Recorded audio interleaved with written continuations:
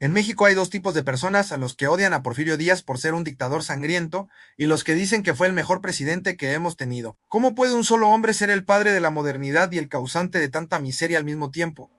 Gobernó durante 31 años con puño de hierro, trajo la luz, el tren y el progreso, pero ¿a qué precio? Hoy vamos a poner al general Díaz en el banquillo de los acusados. Para entender a don Porfirio hay que entender el desastre que era México antes de él, mediados del siglo XIX. Nuestro país era un caos. Habíamos perdido la mitad del territorio, sufrido invasiones, guerras civiles interminables, y la economía estaba por los suelos. El gobierno cambiaba de manos constantemente, no había autoridad real fuera de las grandes ciudades y los caminos estaban llenos de bandidos. El país estaba en bancarrota, endeudado hasta el cuello con potencias europeas. México era, en pocas palabras, un estado fallido, un proyecto de nación que parecía destinado a desaparecer. La gente vivía con miedo e incertidumbre, sin esperanza de un futuro estable. Y entonces llegó Porfirio Díaz, un héroe de guerra, un hombre fuerte, con una visión clara. Su lema se hizo famoso en poca política y mucha administración. Y vaya que administró. Su principal objetivo era imponer la paz y el orden, costara lo que costara. Para pacificar al país no se anduvo con rodeos. Creó a los rurales, una policía montada temible que tenía la orden de actuar sin piedad. La frase "mátalos en caliente" se convirtió en la ley no escrita para acabar con bandidos, rebeldes y cualquier oposición. Esta mano dura, aunque brutal, funcionó. Por primera vez en décadas había seguridad en los caminos y en el campo. Los inversionistas extranjeros, principalmente estadounidenses y europeos, vieron esta nueva estabilidad y la oportunidad de hacer negocios, sintieron que su dinero por fin estaba seguro en México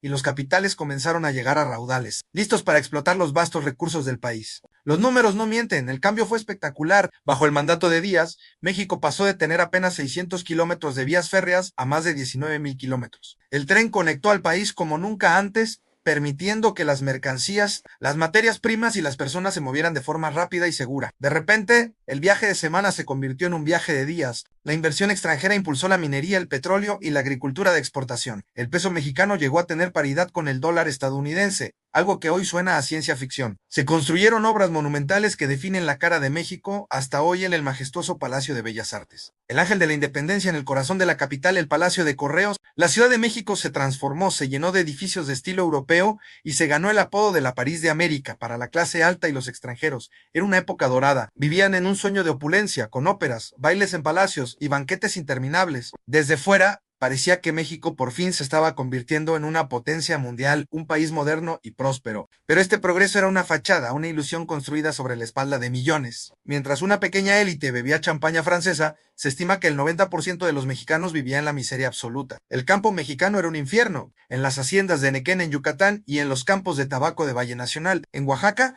los indígenas eran tratados peor que esclavos, engañados con promesas de trabajo.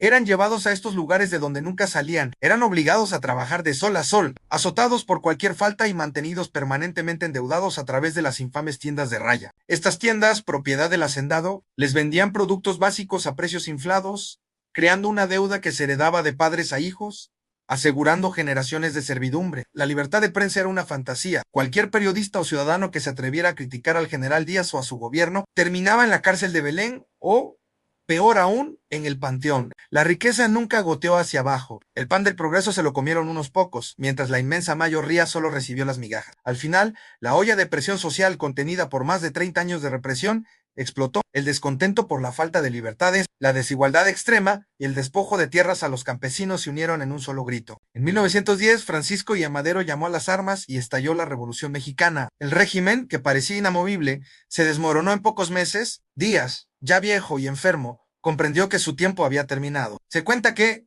al renunciar, dijo Madero asoltado al tigre, a ver si puede domarlo. Partió llorando desde el puerto de Veracruz rumbo al exilio en París, la ciudad que tanto había admirado. Allá murió unos años después, solo y lejos de la patria que transformó y oprimió. Hasta el día de hoy, sus restos siguen en el cementerio de Montparnasse. México, la nación que construyó y que a la vez fracturó, todavía no lo perdona o quizás no sabe qué hacer con su memoria. Y ahora, la pregunta es para ti.